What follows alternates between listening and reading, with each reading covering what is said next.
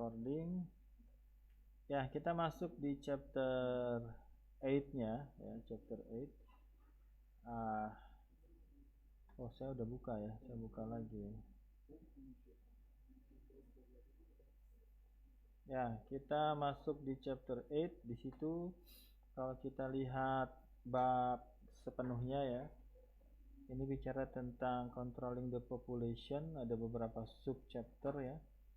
Ada bicara tentang file /etc password ya. Ada adding user ya, ada modifying user attribute, ada defining the skeleton, ada changing the default, ada removing user ya, ada the etc/group file, adding group member ya. Ini kalau saya sampai sini kayaknya ya. Kalau ini ya, ini saya bagi dua ya. Kemudian ada adding group, primary versus secondary group, removing group ya, file ownership and permission gitu ya. Ini kalau nanti Anda main di kayak AWS juga ada ya, versi cloudnya juga ada ini ya. Changing file ownership, understanding file permission ya. Oke, ini kita selesaikan minggu depan. Sedikit kita bahas. Jadi minggu ini nggak ada tugas berarti ya? Ya, ya nggak ada tugas. Dia kecewa, dia nggak ada tugas ini. Ya nggak ada tugas. Gimana? Ya, oke, kita mulai aja. Atau ada yang tugas ya? Tapi belum dibahas gitu ya. Ya, kita masuk di chapter 8 ya, controlling the population. Ya, silakan kita bahas sedikit. Di sini dikatakan Linux is multi-user operating system ya. Sistem operasi yang digunakan banyak user ya. Linux is a multi-user operating system, which means that many users are allowed to access the system at the same time. In real life, you barely find a Linux server ya. Di sini udah masuk kepada pembahasan tentang Linux server ya. Nanti ada mata kuliah tersendiri tentang Linux server. Sekarang kalau anak berapa ya? Anak 20 apa anak 19 ya, lagi bahas tentang Linux server. Ya, Linux adalah sistem operasi multi-user yang berarti bahwa banyak pengguna yang diizinkan untuk mengakses sistem ya. Jadi satu sistem diakses oleh banyak user secara bersamaan ya. Ya, kalau servernya nggak diakses banyak user ya ngapain juga ya. Dalam kehidupan nyata Anda hampir tidak menemukan server Linux hanya dengan satu pengguna. On the contrary, sebaliknya, you see a lot of user on one server. Anda banyak melihat banyak pengguna di satu server. So, let's get real and populate our system with various user and group. In this chapter, you will learn how to add user and group to your Linux system ya. Jadi, mari kita nyatakan dan isi sistem kita dengan berbagai pengguna dan grup. Dalam bab ini, Anda akan mempelajari cara menambahkan pengguna dan grup ke Linux sistem Anda. You will learn how to manage user and group account in all sort of way gitu ya. Kita semua, saya mengarahkannya ke command line CLI-nya ya, nggak ke GUI-nya ya. Kalau GUI-nya tinggal klik-klik aja ya. You will also learn how to manage user and group account in all sort of way. Furthermore, you will also learn how to manage Linux file permission. Anda juga akan belajar cara mengelola akun pengguna dan grup dengan berbagai cara. Selanjutnya Anda juga akan belajar cara mengelola izin ke Linux. In Linux ya, ini in Linux user information is stored in the /etc/passwd file ya. Di Linux informasi pengguna disimpan dalam file /etc/passwd ya. Every line in etc password corresponds to exactly one user. When you first open etc password, you will see a lot of user and you will wonder where all are the user coming from. Jam 10. Setiap baris di /etc password sesuai dengan tepat satu pengguna. Ya, kalau tadi kita udah bikin berapa pengguna, nanti kita lihat ya. The answer is simple. Most of the user are service user and they are used by users to set up various application and services ya. However, my focus of this is system user ya. Jadi user itu tidak hanya user biasa tapi juga service-nya ya. Coba kita lihat aja. Ini adalah struktur dari file. Every line in /etc password consists of 7 field ya. Ingat ketika kita belajar Jumat ya, kita belajar tentang paket data, kita belajar tentang bit-bit representasi dari apa ya. Maka semuanya sebenarnya ada rumusnya, ada formulanya, ada representasi tertentunya, ada codingannya, ada pemrogramannya, ada maksudnya ya. It's separated by a colon. Apa itu colon? Colon itu titik dua ya. And each field represent a user attribute ya. Ada namanya user attribute. Ketika kita bicara tentang file minggu lalu, kita bicara ada usernya, kemudian ada size-nya, ada macam-macamnya ya. Di sini lebih kepada usernya ya. For example, the entry for user Elliot will look something like this ya. Oke, Elliot. Oke, ini ada labelnya, ada 1, ada 2, ada 3, ada 4, ada 5, ada 6, ada 7 ya, ada 7 ya. Ada 7 field. Oke. Nah, ini adalah maksud dari setiap fieldnya. Ini saya nggak ada bahasa Inggrisnya ya. The following table break down the 7 field in /etc password and explain each one of them. Oke, berarti yang pertama adalah menyimpan apa? Username-nya ya, username. Jadi field pertama username. Ingat field pertama dan field kedua dan field selanjutnya dipisahkan dengan apa? Titik 2 ya, titik 2. Kenapa titik 2 Pak? Karena yang bikinnya titik 2, bisa aja koma gitu ya. Kalau yang bikinnya dia koma. Kalau data ada konsep namanya CSV ya, comma separator value ya. Jadi satu field dipisahkan oleh koma. Di sini kita dipisahkan oleh titik 2. Jadi field yang pertama adalah apa tadi? Username, oke. Yang kedua di sini X ya. This field usually has an X in it, which means the user password is encrypted ya. Anda pernah dengar kalau Tokopedia itu di apa namanya database-nya diambil, tapi ternyata passwordnya itu di encrypt gitu ya. Jadi walaupun dia dapat tapi dia pakai SHA-2 ya, itu belum tentu bisa di crack juga semuanya ya. Bukan di crack ya, kalau SHA itu di apa namanya unhash gitu ya. This field usually has an X in it, which means that user password is encrypted and stored in the file /etc shadow ya. Kalau Anda mau lihat di sini, tapi juga itu juga encrypted ya. Encrypted itu gimana? Diacak ya, di encrypt itu datanya diacak, dikunci bisa lah ya. Nanti kita kalau di sini antara encrypt sama hash beda ya. Kalau encrypt bisa dibalikin, kalau hash dicocokin aja konsepnya. Nanti ada mata kuliah sendiri lah. Yang ketiga apa? Ada namanya user ID ya. Jadi setiap user dibedakan menggunakan user ID. Itu field keberapa? Field ketiga di sini. Yang keempat ada group ID ya. Ya, itu yang user ID, group ID. Kemudian yang kelima apa? The field store a comment on the user, which usually user first and last name ya. Itu adalah komen ya. Bisa nanti prakteknya kita bisa praktekkan, kita bisa ngasih komen sendiri. Nah, yang berikutnya yang keenam adalah the field store the path of the user home directory. Yang terakhir adalah shell-nya. Karena ada beberapa shell yang bisa kita gunakan ya. Di sini pakai bash ya, kita bisa pakai yang lain-lainnya ya, apa itu CTL atau apa ya. Nanti kita lihat shell-shellnya apa aja. Oke, jadi ini adalah satu usernya. Coba kita lihat ya. Before you can add oke, sekarang masuk kepada pembahasan pertama ya. Pembahasan pertama adalah adding user ya. Adding user. Jadi ini masuk kepada sub chapter yang baru namanya adding user. Oke, before you can add a user on your system, you have to become root ya. Oke, ini adalah kerjaan dari super user ya. Silakan Anda masuk sebagai tadi ya, ini pembahasan sebelum tadi. Ini pembahasan di chapter 7-nya. Ya, silakan kita masuk di mana dia?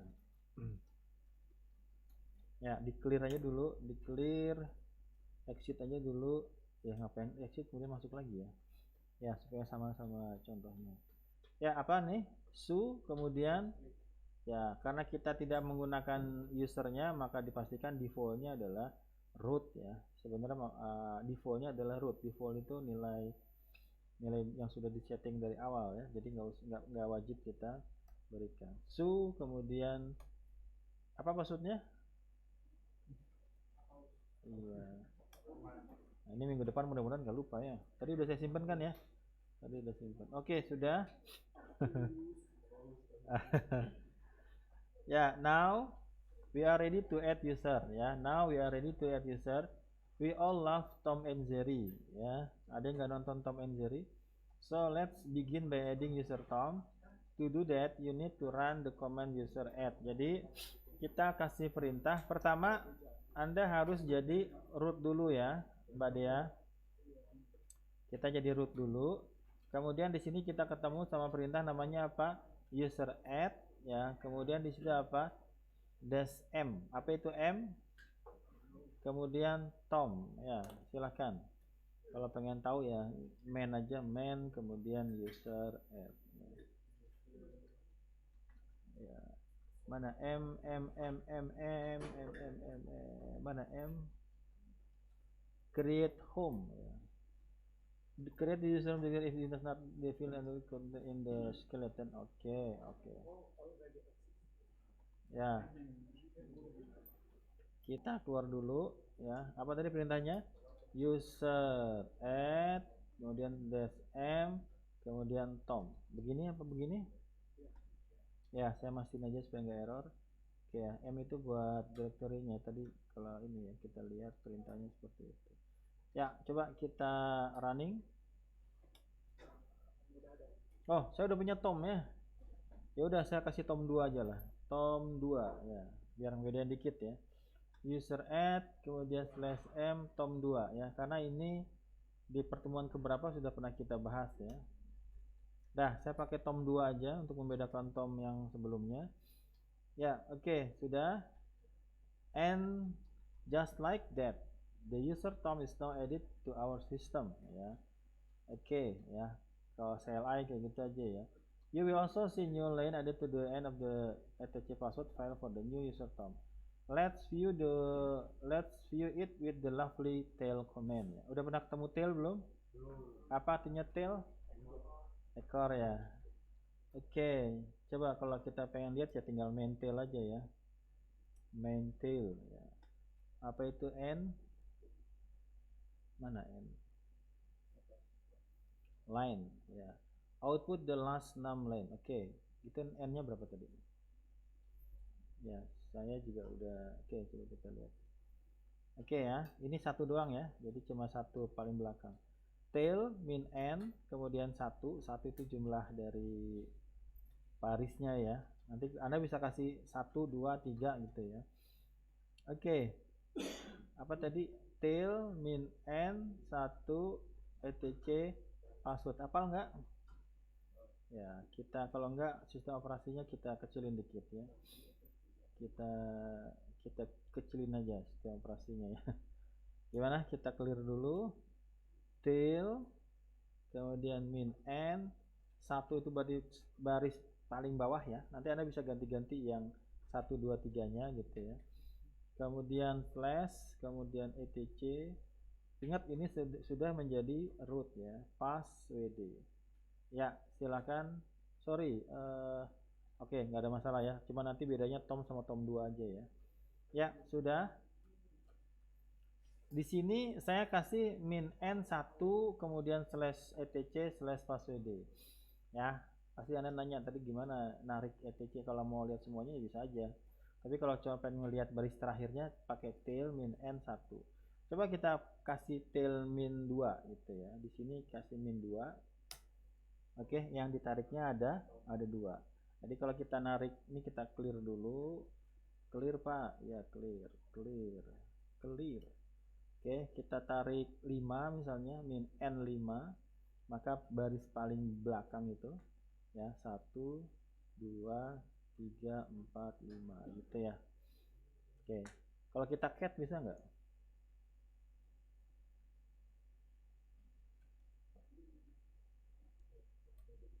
Oh, ini ya. Ini semua ya. Jadi user itu tidak hanya user biasa aja, tapi juga service juga itu termasuk usernya, backend semua ya, itu juga bisa dibilang sebagai usernya. Ya sudah, kita clear aja ya. Oke, tadi sampai mana tadi? Sudah ya. Jadi tail itu apa? Jadi tail perintah untuk mengambil, misalnya kalau di cat tadi kan banyak tuh ya, jadi ini baris terakhir lah. Jadi kalau satu berarti cuma baris terakhir satu doang ya. Kalau kita mau ambil dua, ini ganti dengan dua gitu ya, itu pakai tail. Oke, we use the M option with the user add command to ensure that the new home directory will be created for user Tom. Ini jam berapa ini? 10.11 ya. Waduh, saya harus 10.15 udah selesai ya. So let's try to change the home Tom directory to make sure it is indeed created ya. Tadi gunanya min M apa? Gunanya min N adalah untuk memastikan a new home directory dibuat untuk Tom 2 ya. Oke, jadi silahkan, kita masih berlaku sebagai root ya, usernya masih root, tapi kita bisa kasih perintah cd/home/tom2 ya. cd/home/tom2. Ada nggak? Ada ya. Ini usernya masih root ya, cuma kita pindah ke rumahnya si Tom, ke directory yang punyanya Tom. Kok bisa Pak? Ya super user ya. Tapi kalau ya itu super user ya. Kalau user 1 bikin lihat user 2 nggak bisa ya. Oke, itu sudah. Ya, oke, kita masuk kepada perintah berikutnya. The first thing you may want to do after creating new user is to set the user password. You can set Tom password by running the command password Tom. Ya. Jadi apa perintahnya? Passwd Tom 2 ya, passwd Tom 2. Silakan passwd Tom 2. Ya, apa passwordnya? Tom 2. Aduh, nggak lupa nih pasti ini. Tom 2. Ini aja udah salah nih. Ya, salah, saya lupa. Tom 2.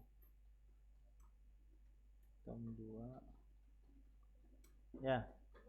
Oke, silahkan Anda bikin mekanisme supaya passwordnya nggak lupa ya, mau bikin satu password atau apa gitu ya. Oke, karena masalah juga kalau lupa password.